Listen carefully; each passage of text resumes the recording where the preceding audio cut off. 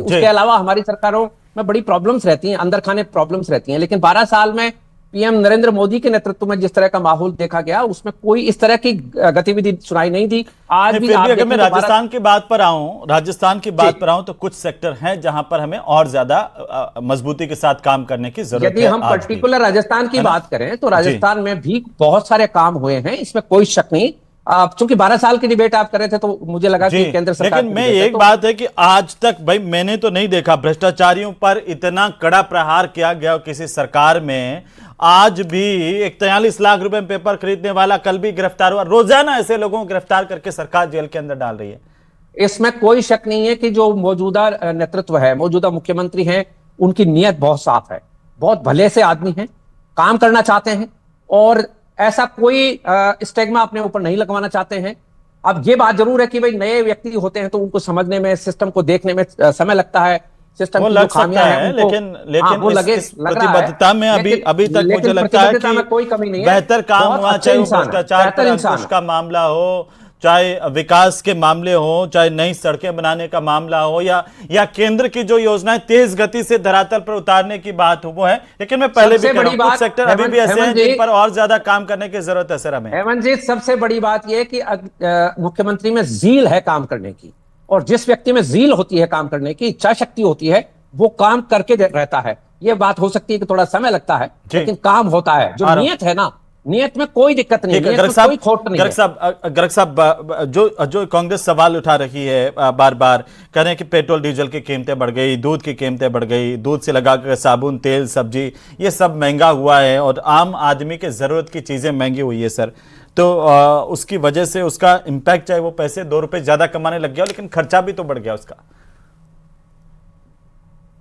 आपको कह रहा हूं कि सितंबर में हमने जीएसटी कम की थी। हमने देखिए सितंबर में जीएसटी कम की थी, जीएसटी कम करने के बाद में रेटें कम हुई थी और इसके बावजूद भी हमारा जीएसटी कलेक्शन 2,43,000 करोड़ रुपए का, एक महीने का कलेक्शन 2,43,000 करोड़ रुपए का, जीएसटी कम करने के बावजूद भी।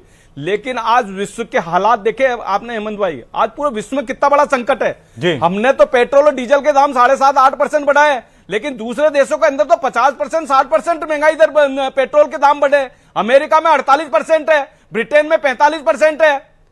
आप देखिए, आपके किसी भी कंट्री को उठा के देख लीजिए, चाइना के अंदर 35% पेट्रोल डीजल के दाम बढ़ाए, पाकिस्तान ने 60% पेट्रोल डीजल के दाम बढ़ाए, श्रीलंका ने 70% बढ़ाए, लेकिन भारत ने कितने बढ़ाए? 7.5-8% पेट्रोल डीजल के दाम। मैं कह रहा हूं, फिर ये कह रहे बार बार अर्थव्यवस्था की बात करते हैं, अर्थव्यवस्था की बात करते हैं। 11वीं अर्थव्यवस्था से हम चौथी भी आए, अभी इस हालात के अंदर भी छठी अर्थव्यवस्था में क्या दिक्कत है नितिन जी? देखिए, पहले जब क्रूड ऑयल सस्ता था तो 43 लाख करोड़ रुपए का लाभ कमा के अपनी जेब में रखवा दिया उन कंपनियों को। और जैसे ही थोड़ा सा महंगा हुआ, और महंगा भी क्यों हुआ? क्योंकि रूस से तेल खरीदने का प्रतिबंध था। सरेंडर पूरी तरीके से अमेरिका था, अमेरिका का था। और अगर नहीं, रूस से तेल हम खरीदने, कौन सा प्रतिबंध था? आप भी ना, अरे यूएस परमिशन दे रहा है, आपको यही नहीं पता? लिमिटेड टाइम के लिए परमिशन देता है यूएस का फॉरेन सेक्रेटरी बोलता है। मैं ये कह रहा हूं कि ये बोल रहे हैं रूस से आज भी सबसे ज्यादा रूस से तेल आयात कर रहे हैं हम। 35% सबसे ज्यादा रूस से आयात कर रहे हैं। और जैसे ही ट्रांसफर करने की बात आई, थोड़ा सा महंगा हुआ तो उसका फायदा नहीं किया। आज 15 लाख करोड़ रुपए प्रतिवर्ष इंफ्रास्ट्रक्चर में पैसा खर्च हो रहा है। किस तरीके के घोटाले किए हैं? बोला 1 रुपया चल के 85 से भ्रष्टाचार में चले जाते हैं। हाईवे में किस तरीके के भ्रष्टाचार किए हैं? भारतमाला प्रोजेक्ट में राजीव गांधी जी ने क्या बोला था? 1 रुपया चल के हालात हुए, भ्रष्टाचार में चला जाता है। आज 42 लाख करोड़ रुपए डीबीटी के माध्यम से 55 करोड़ खाते के अंदर भेजे। वही अगर कांग्रेस की सरकार होती तो 38 लाख करोड़ रुपए का घोटाला कर चुके होते आप। तमाम घोटालेबाजों को पार्टी में शामिल कर दिया। बच्चों के पेपर लीक कर दिए, सीबीएसई के बच्चों को घोटाला कर दिया, तमाम घोटाले वालों को फरार कर पूरे 5 साल के आपके सवाल का जवाब 5 साल तक पेपर लीक कर दिया आपने राजस्थान में। जवाब दे रहे हैं, आप ही के सवाल का जवाब कंटिन्यू। गर्ग साहब पूरा कर लीजिए जल्दी से। नहीं, अरे क्या गर्ग साहब कहेंगे 43 लाख करोड़ रुपए जनता के डेवलपमेंट में पैसा लगाया। यहाँ पे तो 100 लाख करोड़ रुपए इंफ्रास्ट्रक्चर में पैसा लगाया। बहुत शुक्रिया चर्चा में शामिल होने के लिए। लगातार मुख्यमंत्री का भी दावा है और सरकार का कहना है कि जहां प्रति व्यक्ति आय उसमें सुधार हुआ है, इसके साथ साथ इंफ्रास्ट्रक्चर में और हर क्षेत्र में सरकार ने बेहतरीन काम किया। जनता के बीच में तमाम आंकड़े हैं, जनता ही फैसला करे कि आखिर कितना क्या कुछ विकास हुआ, कहां से कहां तक बढ़े हैं।